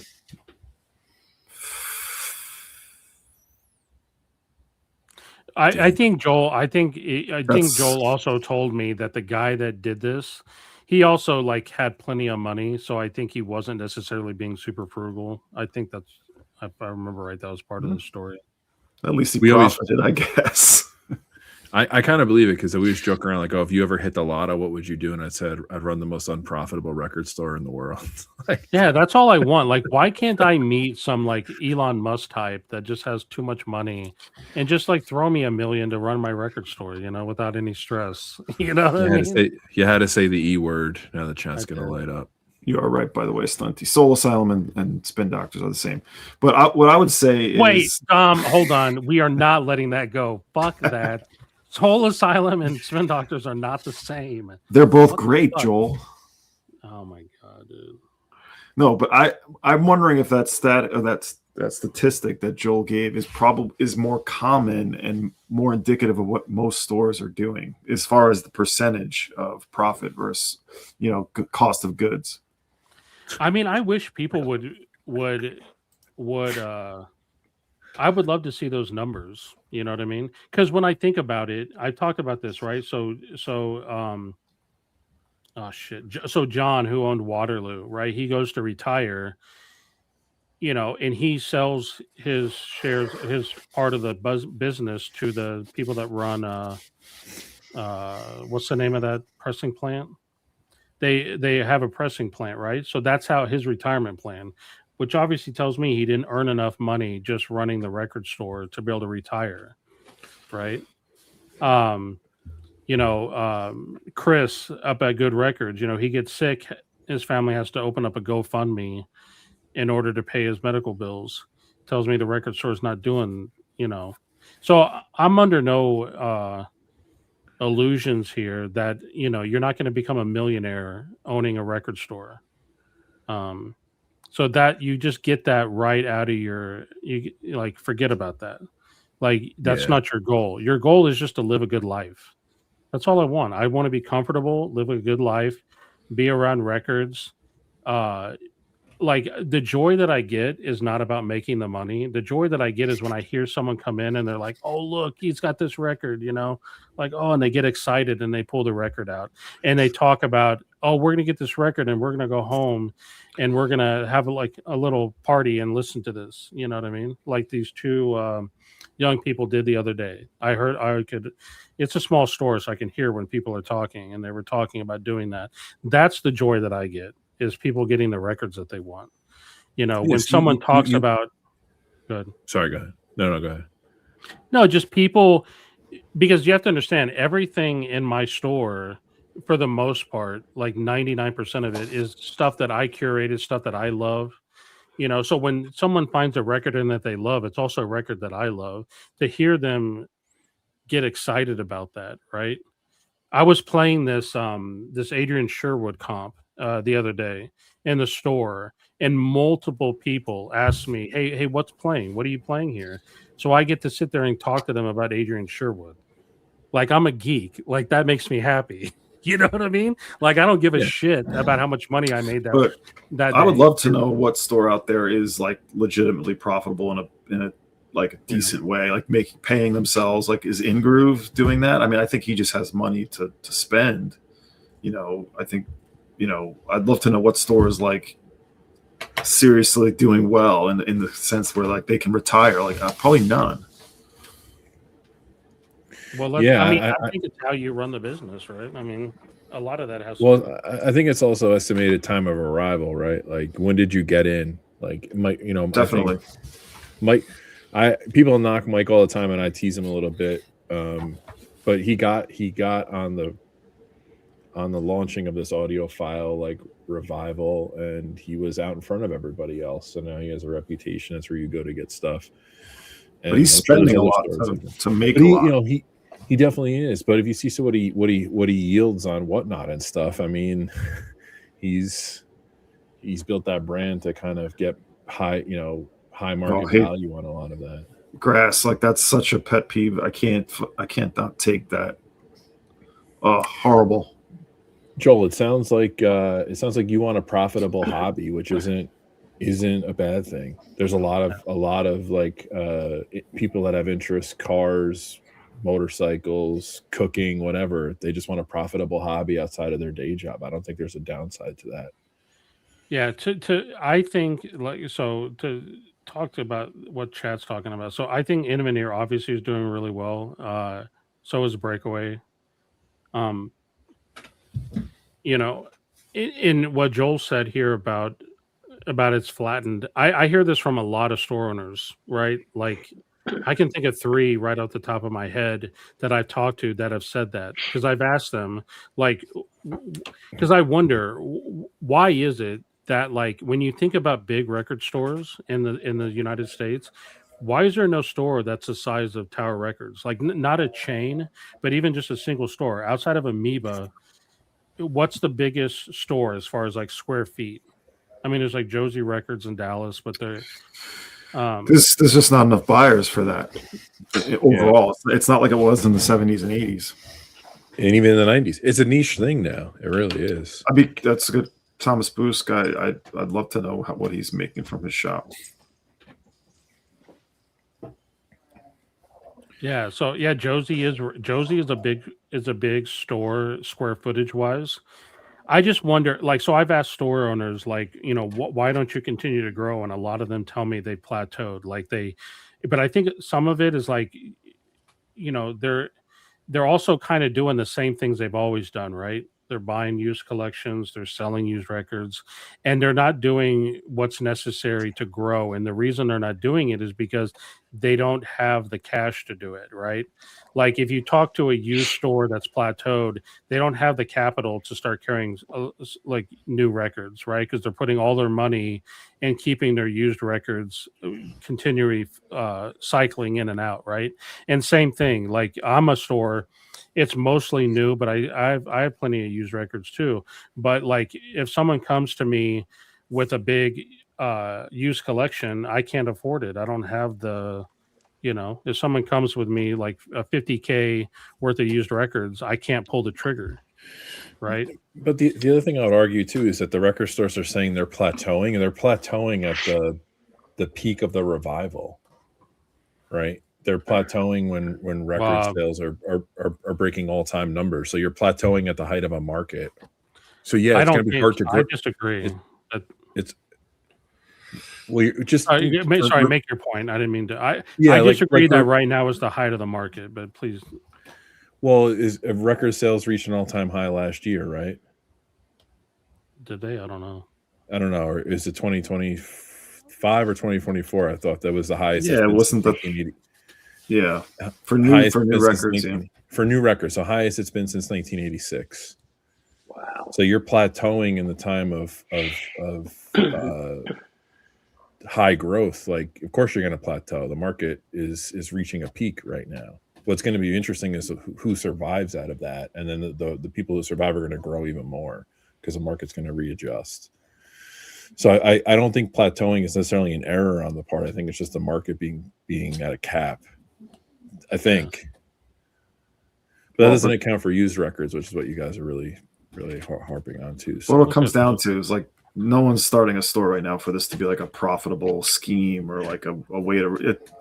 If it's not coming from someone who's like what you're saying, Joel, like because you want to be around records, like then I don't know who that person's barking up the wrong tree. Like it has to be because that's like what you really want to do with your life. Jose brings up an interesting point. Restaurants are peaking. Restaurant industry is down big, huge, like concerning. Restaurant construction are like big indicators. What about bars and clubs? Like I'm trying to set up a tour. Like every bar I talk to is like really, really not wanting to do much. One of a lot my of close friends. One of my close friends actually used to be my boss when I was a kid at the music store. He's in beer and alcohol sales. He's like, it's tough. It's really tough right now. And the only thing keeping them alive is retail and non-alcoholic beverages. People aren't going out like they used to. Like those indicators are tough. Kids Well, don't really drink anymore. I No. know in Austin, I've heard many people say this, that it's like alcohol sales are down because a lot of more people are smoking pot, and they're just preferring that over getting drunk. Yeah, because you can Well, I stay mean, home and just not go anywhere, watch Netflix. and not spend $9.50 or $10 on a beer that you can go buy 6 of them at the gas station for $6. Yeah. So. I think the,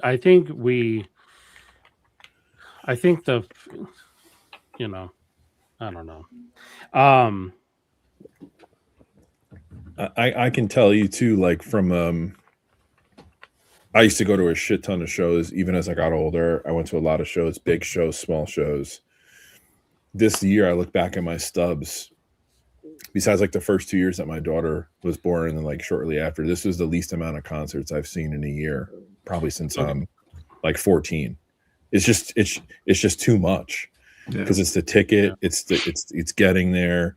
I don't really drink at shows anymore, but if I had a drink, it's $12, $15, whatever it is, to get a drink. It's expensive to go out. It's not a cheap endeavor unless you're finding some local indie scene that you get into the show for $5 or $10. Those are few and far between. Yeah. I would love to see the data on this kind of stuff, because I still go out to just as many. I don't go to as many shows, but that's a lot to do with not because I don't want to or because what they cost. But I also don't really drink when I go to shows to save money, right? I just pay the ticket price. Yeah, or part of it too. Also, like the cost of living is so high. I think a lot of people are realizing like I can't really afford to drink that much anymore unless you're just an alcohol. You know what's funny? High Rent brought up Straight Edge. Now I don't know this band at all, but they keep showing up in my feed every once in a while. But I saw that. Oh no, I'm not going to mention this because chat won't behave itself. So, but I stopped bartending. I stopped bartending the week before COVID like ruined the world or whatever, and the legalization of weed wasn't around at that point in New York. You could go to Massachusetts, but a lot of people weren't doing that.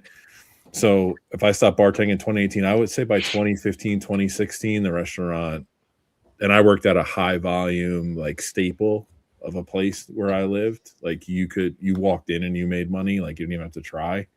And you could see the traffic from the younger kids like totally dwindling out.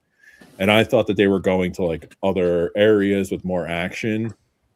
And I heard from bar owners and like colleagues in like those like cities like White Plains or whatever, New York, they're like, no, it's dead here too, and many bars closed. So I think the marijuana played into it, but I think there was something going on in the economy that kind of led up to this. I don't think it's necessarily just that. I mean, it's just a different scene. Like kids don't go out like we used to go out, or even our parents used to go out. Like our parents went out hard. We went out hard. There was entertainment, live music. Like that's kind of removed from culture to a certain extent. And some people never really changed from COVID. Like they stayed home. They just haven't come back out. Yeah, it's true. It's very true. There's a lot of that happened to me unintentionally. Record talk's making me. And like Jose brought up DoorDash. This is a minor point, but like this idea of isolation and staying home, I'm shocked every time I do go out to like a restaurant, how many, especially like fast food, like how many bags are lined up DoorDash. Like, yeah, it's actually insane to me. And it's a lot of kids. I talk to friends of mine that have kids that are teenagers in their early 20s. Like, all my son and daughter do is DoorDash with their friends. I'm like, they don't go out. They're like, no, they just have it delivered. I'm like, that's just fucking lazy. That's a waste of money too. I mean, it is. Yeah, it's the cost of the food, the convenience fee, the tip, and the tax. So you're adding 20-25% on top of the bill. Yeah, it's true. That's not true, Rob. Thank you. I'm driving. I'm driving right now. Yeah, Thank you, Rob Walker. Thank you. I'm listening to records that for my 5-year project in 1 year. And Rob Walker, just for the record, it's the award-winning Tedious live stream of 2025. That's right. Don't Says forget. one notable VC host. That's all that matters. So, any more resolutions, Dom, besides that big project? Yeah, nothing to get into at the moment. I do, the other thing, of course, was me demonetizing my channel, which I will be doing soon. But I have something specific I'm preparing for that, so that'll be soon. Yeah. Hey, by the way, I still need to get a link to your Ko-fi. I don't have a Ko-fi. Oh, I thought you had one. I thought that's why you. No, I don't have one yet. Maybe I'll have one. So, speaking of demonetizing, Dom, one of my resolutions is to publish videos, and I've started last week. You have? We should mention that. Yes. Way to go. My resolution is actually to monetize and shill. I'm gonna be a shill by September of 2020. Let's get you in on this. Yeah. Put a link. You better be praising Open for business. Bring it. all the tone poets. They're all the best. Cut by All the Kevin best. Gray, 180 You should- gram, stout have that- tip-on jackets. That Tone Bro It tag should just be visible at all times, you know? That's right. And Wear that Dom, you know, pin.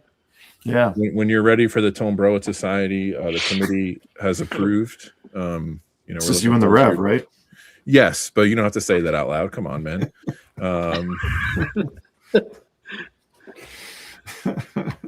Yeah, so I'm gonna make videos. I don't care if anybody watches them. I'm glad that people do. I appreciate it, but I'm gonna dip my toe into some of the content creation.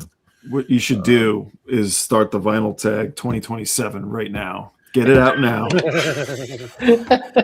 It's open for the taking. Anyone can pluck that cherry off the tree. Just take it. That's right. Maybe the social club, gets out in front of this, and we do the vinyl tag next year. That's right. I'll just show the same record over and over for each question. Come up with a question that applies.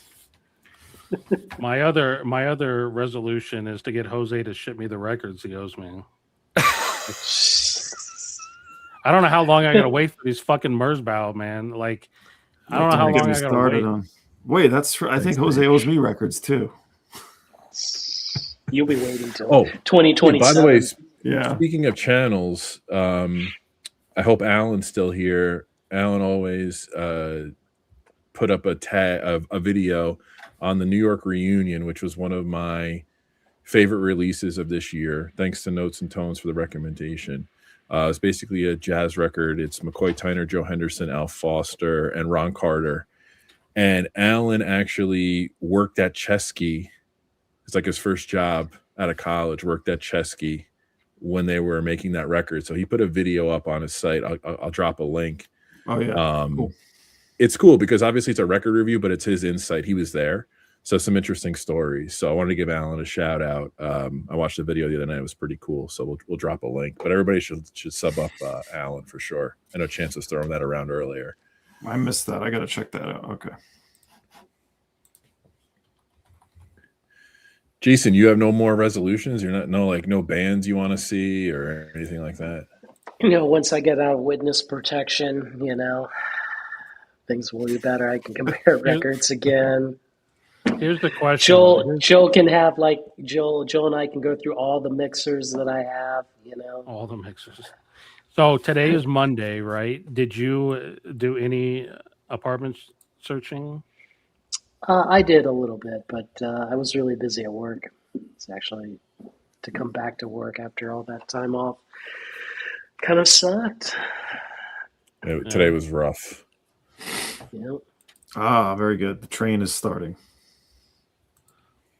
Yeah, we'll Thanks, see. Jose. So when Jose says your records are being shipped to Alex, this is the guy that's out of the country. So, who knows when you'll get it? Maybe a month, maybe 2 months, maybe 3 months. I'm waiting on 2 records I've had a few disasters of not tariffs, but stuff getting rejected. I got a record rejected from France. It's going back to France. And then I got a guy in Brazil who I've gotten to a whole heated thing about, which may be stuck in customs. So I'm not feeling too, I was feeling really good about getting international packages until these. So I tried to buy a record from Brazil right before the holidays. They found out I was on the stream, heard that our panel rips people off for Brazilian records, and I've been blacklisted, guilty by association. So it's been rough. I don't think Jason heard me.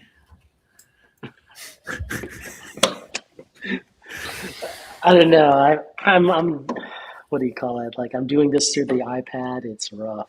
It's just rough. You know? Well, you're on top of the comments. We'll say that. Yeah. It's easier to hit the comments instead of using my mouse before. Like, I'm just clicking, you know. But that's all I got, guys. Sorry. It's okay, man. I'm surprised we even had a stream based upon your situation. So, Howard, next week you got to go to Joel's place. That's right. Next time, Joel, you got to clean up. I do got to clean up. Wow. See these boxes? So if anybody's remember the Temptations, they had the double mic. You know, we'll have the double mic stand. I don't have 2 mics though. You're gonna have to bring a mic. That's right. You know what I do have though? Oh yeah. Oh, Joel, you got to really think about this though. You should probably leave the room a mess. And when Jason shows up, you're like, "Hey, remember when I helped you move?" Yeah, there you go. So I have to answer Eddie's question. No, I'm just going to take over Tonto's, what's her name's trailer home. There you go, Eddie. Let her know that. That's Steve. You know that I don't. Jason has 2 copies. I should have given Joel a copy. Sorry, I was busy in the move phase, but don't worry, Joel. You'll get a copy from me soon. You should have played Misery on repeat the whole 3 days of the move, because that's how Joel felt. Well, the thing is, Groove Seeker, my HomePod like died, so it sucks. So, but you're moving in silence? Well, I have a smaller HomePod, but like everything was all packed up because we needed to get it done. It's tight. Joel, weren't you saying you weren't going to buy duplicates anymore, or is that for the store? These are not duplicates, sir. This is Moonlight Concessions. This is their 2025 album, and this is Moonlight Confessions, which is the like not demos, but like their raw versions, and it's actually really good. I just got this in today. I ordered it, and it's really good. Like I said, don't buy duplicates. They're not duplicates. Look at that. Look how joke. That's a joke. Oh, have you bought I do want to check that Richard Young's record out, actually. I got to check that out. Thank you for that reminder. So we're 5 days into the new year. Have you guys bought any records yet? I just showed one, motherfucker. So you bought that in January? Yeah, I just bought it. I haven't bought anything in January. I bought a record for somebody else, but not for me. I haven't bought a record yet. I did buy a record at Waterloo, but it's upstairs, and I won't be able to show it. Wait, hold on. You went to Waterloo without me? Yeah, you weren't around. So you did. When was this? I think it was on Sunday. No, I helped you move on Sunday. Was this during the day when you're getting your license renewed? No, I think you helped me on Saturday. That was Saturday. Oh. Yeah.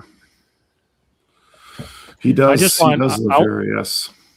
I want everyone to know that now that I know where Jason did live, my store is just as close to where he was living as Waterloo. Okay? Oh, shit. So all that distance shit was bullshit. Now he's closer. Now he's closer to Waterloo, you know, at his Airbnb, but he wasn't before. That's some cold shit, Rojas. I know. This is how we're going to end the stream. No. Yes, He lived like literally within walking distance of Piranha. Walking distance? That's not walking distance. You could have walked there, dude. I mean, Right anything. after I- You Jason needed picked to. it. Maybe next Monday I will get the guitar and play it. Now I tried to tell Joel, like, when you play guitar, you can bend strings. Like Jeff Beck and Jimmy Page were the sloppiest guitar players. Why? Because they could just bend the string to the note. With the guitar, you hit the wrong note, you cannot bend that. It just sticks. It's the worst. Any last minute resolutions, approaches? I mean, I've said too much, I think. Well, I'm actually happy you're going to do that. That's like what you're going to do is like, so it's going to be tough.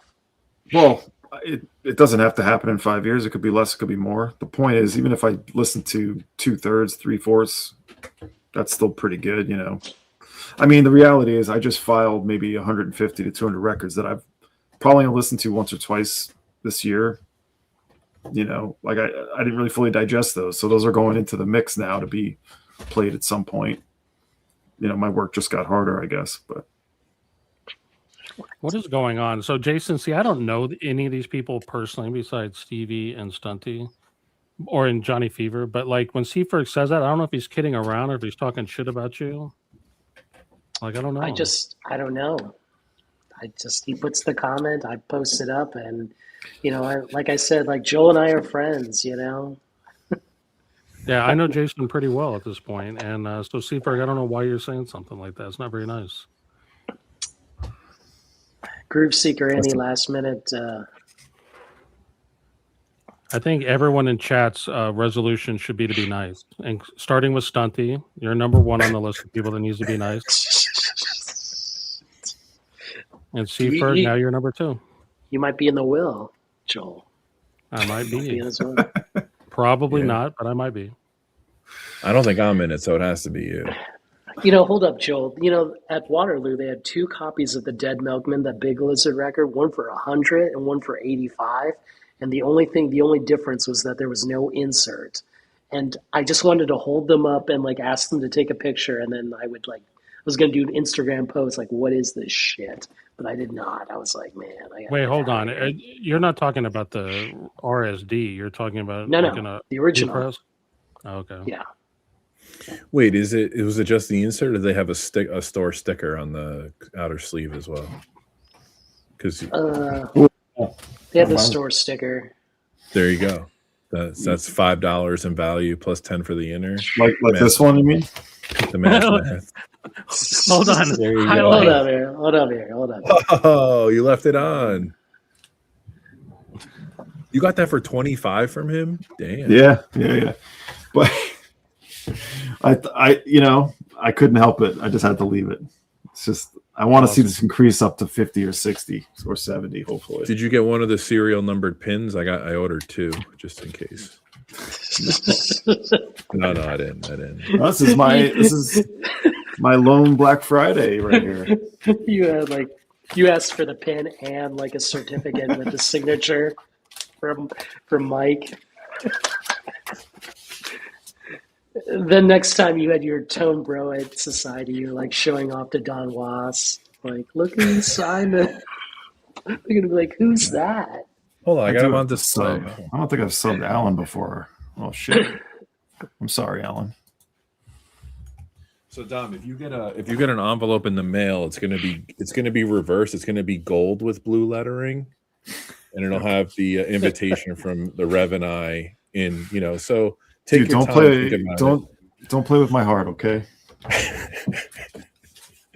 Don't do That's it. nothing compared to what Arnaldo's about to get in the mail, huh? Isn't that right, Jace? That's right. I'm so jealous of Arnaldo. Why? It's a surprise. He'll show up to make a video about it. Yeah, Oh, boy. love to do a video. All right, I want to thank my panelists here: Groove Seeker, Dom, Seeking a Thread, Joel, Static ATX. Hold up, we're gonna wish Dom 5 years of listening to all his records. Good luck. We're gonna wish Joel success with Static ATX when he hires 10 teenagers to work for free. Wonky Sensitive is in. That's right.